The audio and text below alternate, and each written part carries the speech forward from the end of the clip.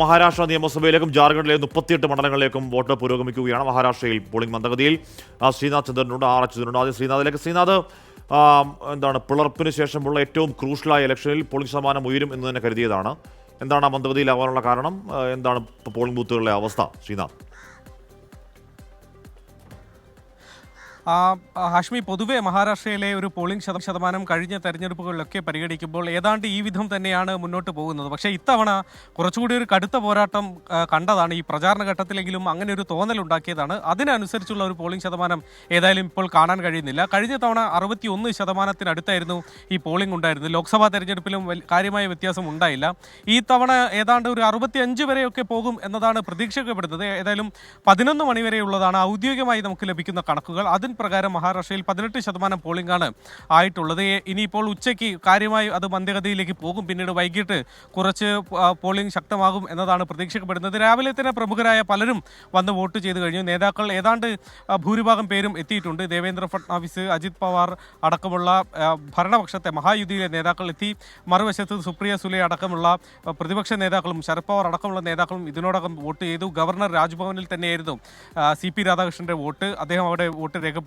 RBI governor അടക്കമുള്ള ആളുകൾ vote രേഖപ്പെടുത്തി.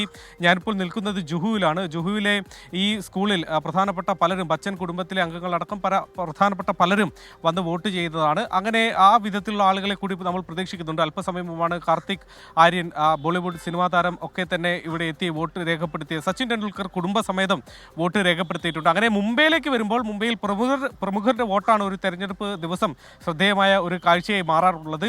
ഏതായാലും മുംബൈയിൽ ഇത്തവണ 1 കോടിയിലധികം വോട്ടർമാരാണ് ഉള്ളത്. അതിൽ എത്ര പേർ പോളിംഗിന് എത്തും എന്ന കാര്യം അറിയേണ്ടതുണ്ട്. കാരണം ലോക്സഭാ തെരഞ്ഞെടുപ്പ് കാലത്ത് ഏതാണ്ട് 50% മാത്രമായിരുന്നു മുംബൈക്കകത്തു നിന്നുള്ള ഒരു പോളിംഗ്. അത് ഏതാണ്ട് ആ വിധം തന്നെ ഈ നിയമസഭാ തെരഞ്ഞെടുപ്പിൽ ഉണ്ടാകും. അത് ആ വിധം തന്നെ ആയിരിക്കും എന്നതാണ് നമുക്ക് ഇപ്പോൾ ലഭിക്കുന്ന സൂചനകളിൽ നിന്ന് നമുക്ക് വായിച്ചെടുക്കാൻ വേണ്ടി കഴിയുക. ഏതായാലും ഒരു ശക്തമായ പ്രചാരണ കാലത്തിന് ഒത്ത രീതിയിലുള്ള ഒരു പോളിംഗ് ഇപ്പോൾ നടക്കുന്നില്ല എന്നതാണ് യാഥാർത്ഥ്യം. ഹാഷ്മി. ഓക്കെ, ശ്രീനാഥ് ചന്ദ്രനാണ് മഹാരാഷ്ട്രയിലെ വിവരങ്ങൾ നൽകിയത്. അച്യുതൻ, എന്താണ് ഇവിടുത്തെ ജാർഖണ്ഡിൽ ഈ 1 മണിയാകാനാകുമ്പോഴേക്കുമുള്ള പോളിംഗ് ശതമാന കണക്ക് എങ്ങനെയാണ്?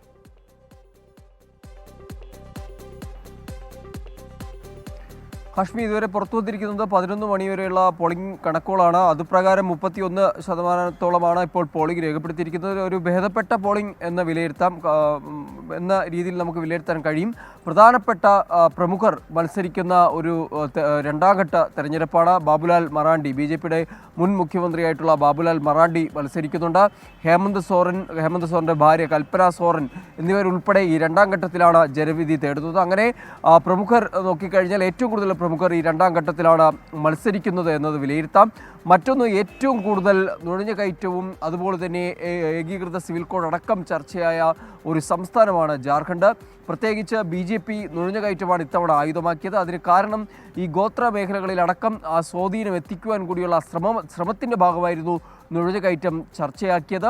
അത് കാരണം അവർക്ക് ഇതുവരെയും എത്തിപ്പെടാനാകാത്തത് അല്ലെങ്കിൽ കാര്യമായൊരു സ്വാധീനം ചെലുത്താൻ കഴിയാത്തത് ആ ഗോത്രവർഗ മേഖലകളിലാണ്. അതുകൊണ്ട് ഇത്തവണ അവിടെ കേന്ദ്രീകരിച്ചായിരുന്നു BJPയുടെ പ്രചാരണം. അവർക്ക് വേണ്ടിയിട്ടുള്ള വാഗ്ദാനങ്ങൾ, ഹേമന്ത് സോറൻ സർക്കാർ ആദിവാസി ഭൂമികൾ അത് പിടിച്ചെടുത്ത പല നുഴഞ്ഞുകയറ്റക്കാർക്ക് നൽകിയതടക്കമുള്ള കാര്യങ്ങൾ അവർ ഉയർത്തിക്കൊണ്ടുവന്നു. പ്രധാനമന്ത്രി നരേന്ദ്രമോദി, കേന്ദ്ര ആഭ്യന്തരമന്ത്രി അമിത്ഷാ, രാജ്നാഥ് സിംഗ് ഉൾപ്പെടെയുള്ളവർ നിരന്തരം റാലികളിൽ പങ്കെടുത്ത് അങ്ങനെ തിരിച്ചു പിടിക്കുവാനുള്ള ശ്രമം BJPയുടെ ഭാഗത്തു നടത്തുന്നു. എന്നാൽ ഇന്ത്യ മുന്നണി, JMMും കോൺഗ്രസും ഉൾപ്പെട്ട ഇന്ത്യ മുന്നണി മണിപ്പൂർ വിഷയമുള്ള കാര്യങ്ങളായിരുന്നു ഉയർത്തിക്കാട്ടിയത്. BJPയുടെ പൊള്ളയായ വാഗ്ദാനങ്ങൾ അവർ ഉയർത്തിപ്പിടിച്ചു. കോർപ്പറേറ്റ് നയങ്ങൾ, BJP അധികാരത്തിൽ വന്നാൽ ഇവിടുത്തെ ആദിവാസി ഭൂമികളടക്കം കോർപ്പറേറ്റുകൾക്ക് എഴുതി നൽകുമെന്നടക്കമുള്ള പ്രചാരണങ്ങൾ അത് ഇന്ത്യ മുന്നണി ഉയർത്തുന്നുണ്ട്. JMMന്റെ ഒരു ബലത്തിൽ തന്നെയാണ് ഇതിന് മുന്നോട്ട് പോകുന്നത്. കാരണം അവർക്ക് ആ സ്വാധീനമുണ്ട്. എന്തായാലും രണ്ടാം ഘട്ട തെരഞ്ഞെടുപ്പിൻ്റെ പോളിംഗ് ശതമാനം 11 മണിവരെയുള്ള കണക്ക് പ്രകാരം അത് 31% രേഖപ്പെടുത്തിയിരിക്കുന്നത്. ഹാഷ്മി. ആർ അച്യുതനാണ് ജാർഖണ്ഡിലെ വിവരങ്ങൾ നൽകിയത്. അവിടെയും പോളിംഗ് ശതമാനം അങ്ങനെ തരക്കേടില്ല എന്നേ ഉള്ളൂ. ജാർഖണ്ഡിലാവട്ടെ മഹാരാഷ്ട്രയിലാവട്ടെ.